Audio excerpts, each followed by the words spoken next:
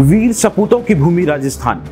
राजा रजवाड़ों की इस भूमि से अनेक वीर योद्धाओं, क्रांतिकारियों ने अपनी शक्तियों और वीरता के कौशल से अपने शत्रुओं को नाकों चने चबवाए हैं। इस मिट्टी के बारे में जानने के लिए महान कवि रामधारी सिंह दिनकर की कुछ पंक्तियां मुझे याद आती हैं। जब जब मैं राजस्थान की धरती पर आता हूं तो मेरी रूह यह सोचकर कांप उठती है, कहीं मेरे पैर के नीचे किसी वीर की समाधि तो नहीं, किसी वीरांगना का थान तो नहीं, जिससे कि उसका अपमान ना हो जाए।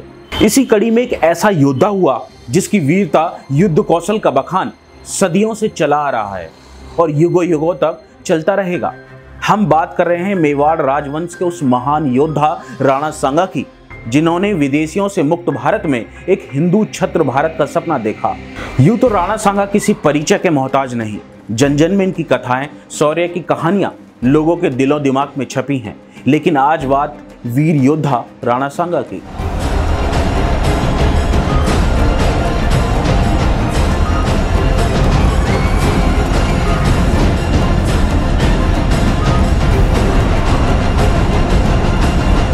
राणा सांगा का जन्म 12 अप्रैल 1484 को राजस्थान के मालवा मेवाड़ जिले में हुआ।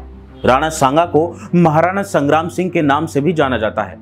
महाराणा संग्राम सिंह के दादा का नाम राणा कुंभा था, जो अपने समय के सबसे शक्तिशाली राजपूत राजा रहे। महाराणा संग्राम सिंह के पिता राजपूत शासक राणा रायमल थे। वह राजपूतों के सिसोदिया वंश के राजा थे। राणा सांगा का विवाह रानी कर्णावती से हुआ था। राणा सांगा के 4 पुत्र थे, जिनका नाम भोजराज, रतन सिंह द्वितीय, विक्रमादित्य सिंह और उदय सिंह द्वितीय था। 43 साल की उम्र में 30 जनवरी 1528 को इनका निधन हो गया। उनको खाने में जहर दिया गया था। महाराजा संग्राम सिंह राणा कुंभा के पोते और राणा रायमल के पुत्र थे। राणा सांगा की माता का नाम रानी रतन कुंवर था। रायमल के तीनों पुत्र पृथ्वीराज और जयमल में राणा सांगा सबसे छोटे थे। हालांकि परिस्थितियों के कारण उन्होंने अपने भाइयों के साथ एक भयंकर संघर्ष किया। मुगल साम्राज्य के संस्थापक बाबर ने बाबरनामा में लिखा है कि दक्षिण में विजयनगर साम्राज्य के कृष्णदेव राय और हिंदुस्तान में राणा सांगा से बड़ा कोई महान शासक नहीं है। राणा सांगा ने अपने जीवन में 100 से अधिक लड़ाइयां लड़ी थीं, जिसमें से 99 बार जीते थे, केवल 1 बार हारे थे। विभिन्न संघर्षों में उनके शरीर पर 80 से अधिक घाव थे। राणा सांगा ने इन युद्धों में अपनी एक कलाई और एक पैर भी गंवा दिया था। इतने चोटिल होने के बाद भी राणा सांगा ने दिल्ली, मालवा और गुजरात के सुल्तानों को 18 लड़ाइयों में हराया, जिसके बाद राणा सांगा का साम्राज्य राजस्थान, मध्य प्रदेश, हरियाणा, गुजरात और अमरकोट से आगे तक भी फैल गया था। महाराणा सांगा ने सिकंदर लोदी के समय ही दिल्ली के कई इलाकों पर अपना अधिकार करना शुरू कर दिया। सिकंदर लोदी के उत्तराधिकारी इब्राहिम लोदी ने 1517 में मेवाड़ पर आक्रमण कर दिया। खतौली नामक स्थान पर दोनों पक्षों के बीच युद्ध हुआ, जिसमें महाराणा सांगा की विजय हुई। कहते हैं कि इस युद्ध में महाराणा सांगा का बायां हाथ कट गया था और घुटने पर तीर लगने से वह हमेशा के लिए लंगड़े हो गए थे।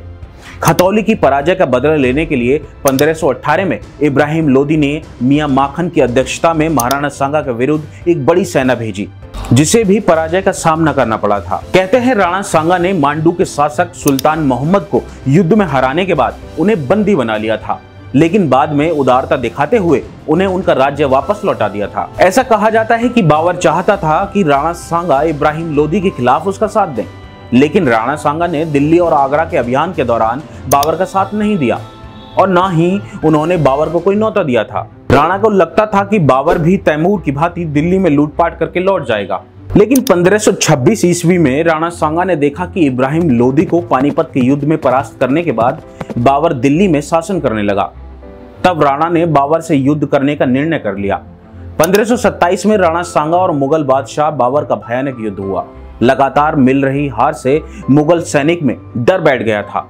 ऐसे में बाबर ने मुसलमानों को एकजुट करने के लिए उन पर से टैक्स हटाकर जिहाद का नारा दिया और बड़े स्तर पर युद्ध की तैयारी की। खानवा के मैदान में दोनों सेनाओं के बीच जबरदस्त खूनी मुठभेड़ हुई। बाबर के पास 2 लाख मुगल सैनिक थे और कहा जाता है कि राणा सांगा के पास भी बाबर जितनी ही सेना थी। बस फर्क ये था कि बाबर के पास गोला बारूद का बड़ा जखीरा था और राणा सांगा के पास साहस और वीरता।